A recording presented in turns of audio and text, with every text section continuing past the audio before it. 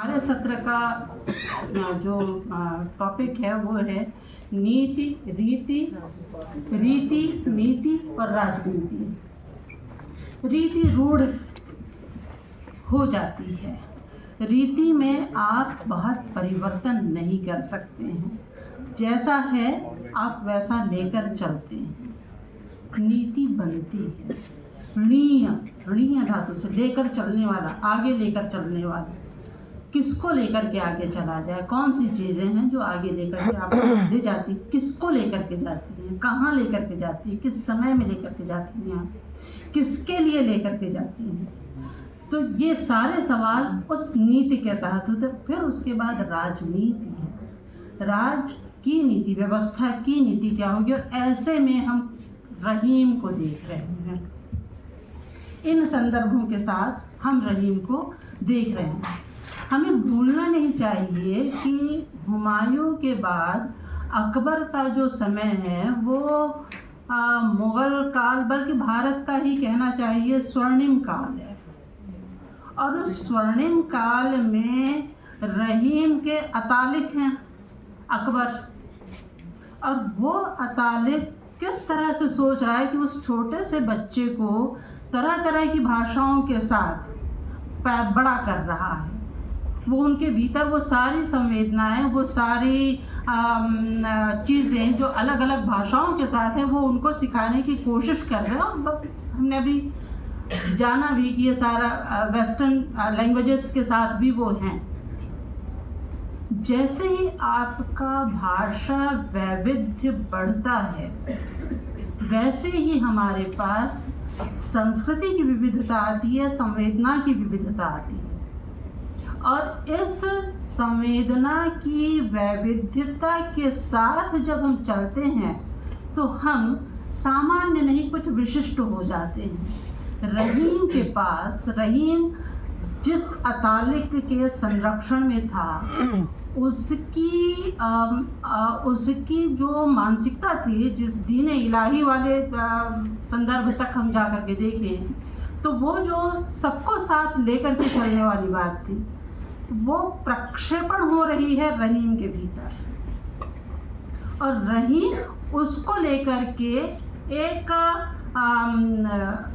अब अकबर को किस जगह पर स्वीकार्यता चाहिए, रहीम को किस जगह पर स्वीकार्यता चाहिए। निश्चित तौर पर ये ईरान तो है नहीं, ये भारत है। भारत में यदि मतलब जैसे ही अमेरिका के राष्ट्रपति आते हैं और अपनी टूटी फूटी हिंदी में नमस्ते कहते हैं, तो हम प्रसन्न हो जाते हैं, लहालोट, धन्यवाद कह देते हैं हम, लहालोट। भाषा आपके दिल को छूती है। इन कवियों के माध्यम से भाषा को इस तरह से लेना और उस पर बात करना, उसको अपने भीतर समा लेना, खुद को यहाँ के साथ जोड़ करके अपनी स्वीकार्यता को बनाना। और वो स्वीकार्यता एक सामान्य कवि नहीं कर रहा है, वो स्वीकार्यता पैदा कर रहा है बहुत सुलझा हुआ। मैं एक कोटेशन पढ़ना चाहूँगी डॉक्टर अम्बेडकर का। अब वो कहते हैं, मतलब रहीम जो है बड़े आदमी हैं, समझदार व्यक्ति हैं, समझदारों से क्या उम्मीद की जाती है, और हम क्यों रीति नीति राजनीति पर बात कर रहे हैं। देखिए, बुद्धिजीवी वर्ग वह है जो दूरदर्शी होता है, सलाह दे सकता है और नेतृत्व प्रदान कर सकता है।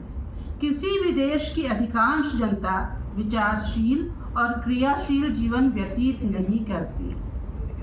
ऐसे लोग प्रायः बुद्धिजीवी वर्ग का अनुकरण और अनुगमन करते हैं।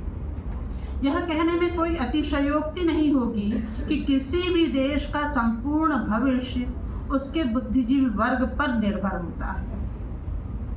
यह बुद्धिजीवी वर्ग ईमानदार, स्वतंत्र और निष्पक्ष है तो उस पर यह भरोसा किया जा सकता है कि संकट की घड़ी में वह पहल करेगा और उचित नेतृत्व प्रदान कर सकेगा।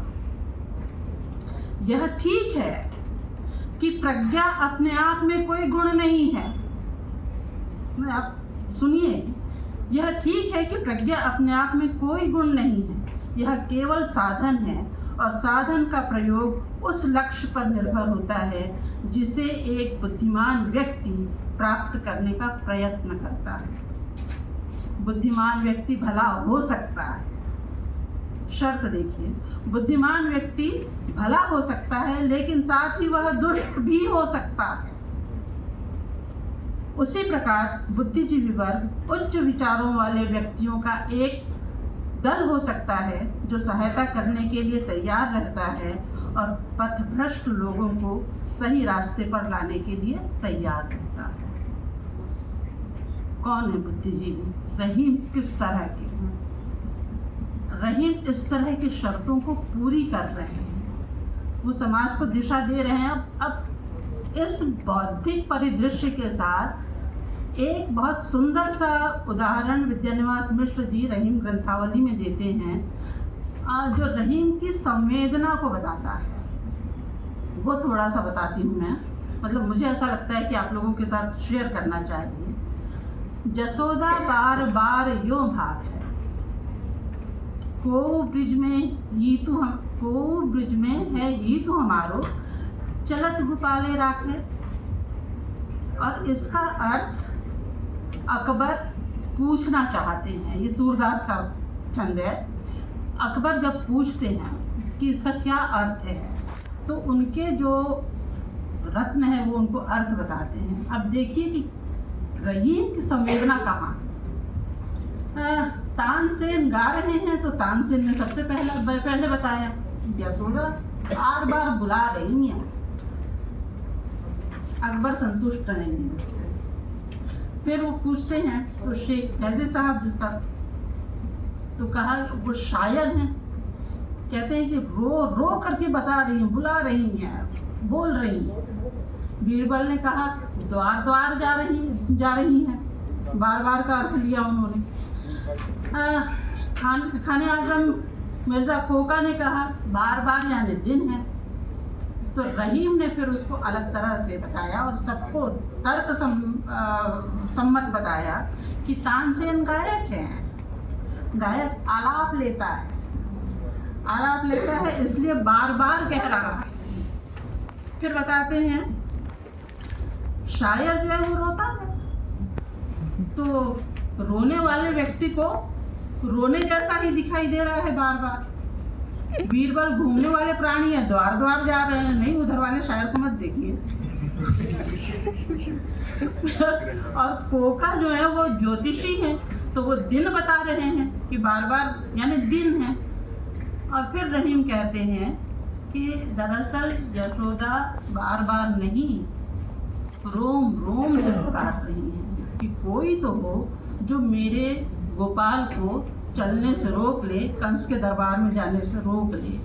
संवेदना कहाँ जाकर के बनती है? जब बौद्धिक परिदृश्य और संवेदना का खूबसूरत संचय होता है। तो अब मैं दोहे नहीं गिनाऊंगी यहाँ, नीति तब ही बनती है और यही नीति आपको मनुष्य बनाती है, यही मानव मूल्य देती है। धन्यवाद।